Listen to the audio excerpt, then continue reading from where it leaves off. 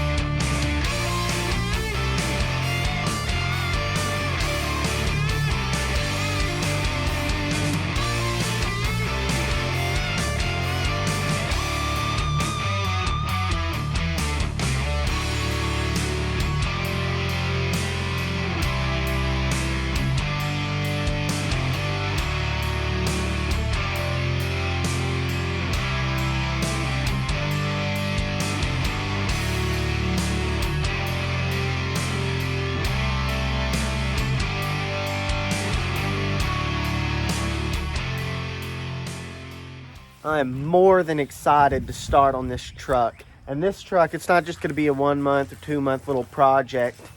I think I'm going to stretch this thing out. I think I'm going to try to fully restore it. You know, I can't do that in 1 month or 2 months.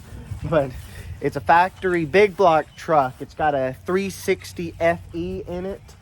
And it's got a 3-speed manual on the column, 3 on the tree.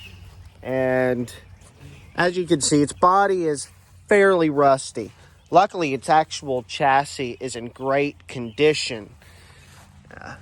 It's got glass packs going out the back, true dual exhaust. Here, I'll see if I can show y'all up underneath. I don't know if y'all can see much up under here. You can see true dual exhaust. And the tailgate's actually in really good condition. You know, there's some rust on it, but you can see there's not really any damage. The truck's in pretty good shape, especially for what I paid for it. Y'all know this market right now is crazy. I've been looking for a classic for a long time. It just hasn't been the right time to buy. Oh, and I'm not letting weeds grow up on this truck. You can see all the dead grass around it. I've been killing that grass. Can't be messing with my truck, I'll tell you that much. Let's take a look at this interior. If I can get the door to open. Let's see. On these old trucks, I love it how the gas tank is behind the seat. I once pulled the gas tank out of a 64 Chevy and did fuel lines in it. And man, it's just so much nicer having it back there. Let's see, look at that old school dash. This was a factory air truck too. There's a little bit of a glare. I'll try to fix that. It was a factory air truck. 3-speed on the column. Here's its engine. It's exactly as it was when I bought it. I'm just going to assume that it's junk. I mean, who knows how long it's been sitting like this. All the valve cover, or timing cover bolts are taken off, and the timing cover's just sitting on there.